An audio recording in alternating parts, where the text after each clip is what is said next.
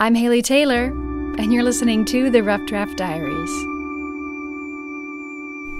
I'm becoming extremely familiar with Bowling Green, Ohio. We've been hanging out downtown for the past few episodes of the Rough Draft Diaries, and every time I drive down Main Street for my next interview, I pass the same string of businesses on each side of the road. There's restaurants, shops, bookstores, coffee houses, a little bit of everything. And today, you'll meet 4 business owners who own shops along that same street.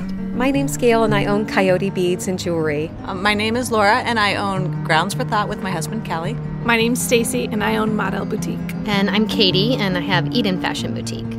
So these women are business owners, but they're also collaborators.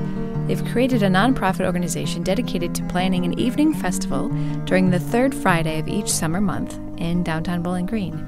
Now, this whole thing got started when Katie, Stacy, Laura, and Gail started attending monthly business meetings.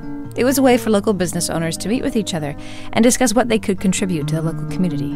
But Gail admits that, at least in the beginning, these meetings were a way for her to help survive the early years of starting a business. Quite honestly, maybe when I got started, I was more absorbed into just to get my business up and going, basically, at that time. And now, over the years, things really have evolved, and working with other people in the business and collaborating is a big thing now for all of us. So the monthly business meetings turned into weekly business meetings, as each business owner noticed that they all had a similar drive to create a free, family-friendly event that could bring the community together in downtown Bowling Green. I think it's wonderful to see business people come together to share ideas, to give each other referrals, and we've just seen that be effective for all of us over and over again.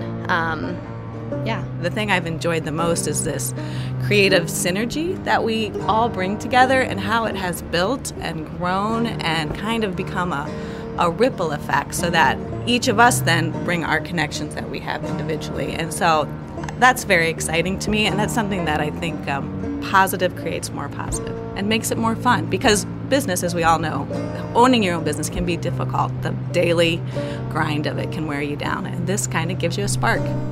Speaking of spark, the festival is called Firefly Nights, and this is the first year it's up and running. It includes live music, outdoor dining, a farmer's market, there's vendors, a children's area with sidewalk chalk and art projects, and even a photo booth. Basically, these business owners sat down and created a long list of what they wanted the festival to look like, and then they went out and did exactly that. Oh my goodness, I think that list was incredibly long, and so we started meeting and wanted to, develop outlet for families in our community to come together.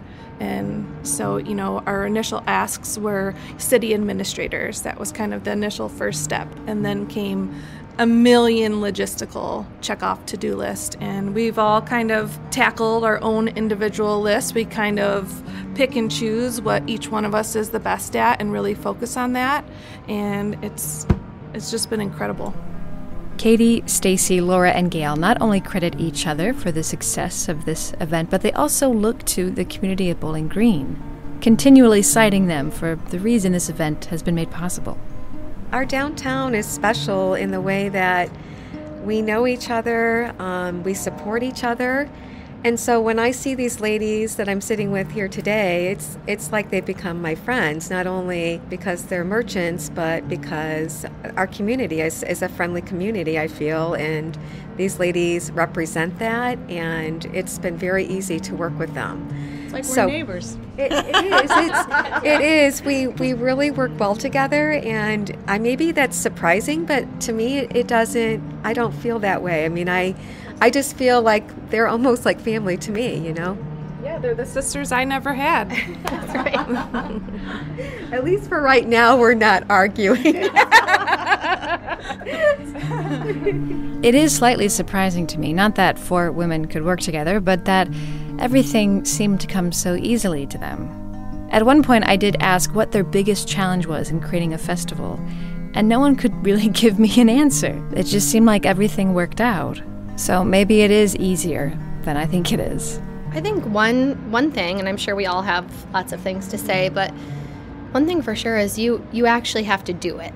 So there are so many wonderful ideas out there. And my encouragement to anyone with an idea for a business or an event or anything is start just trying.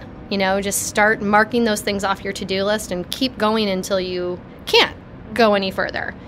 And we did not reinvent the wheel. I mean, a lot of this started at our local downtown merchant meetings. So, and then the city has helped. It's not just the four of us. There are so many. So I would say get involved. And in fact, look so many around other women your and men and see helping. what you can help do. I just want to say thank you to everybody. Yes. We could not have done it without the entire group.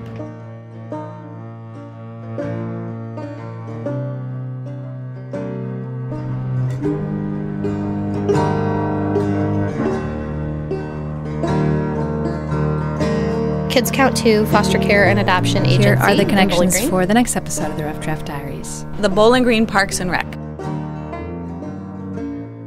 Wood County Humane Society in Bowling Green. And the SEP Center here in Bowling Green. Tune in to find out who I pick. For now, I'm Haley Taylor, and thanks for listening to the Rough Draft Diaries.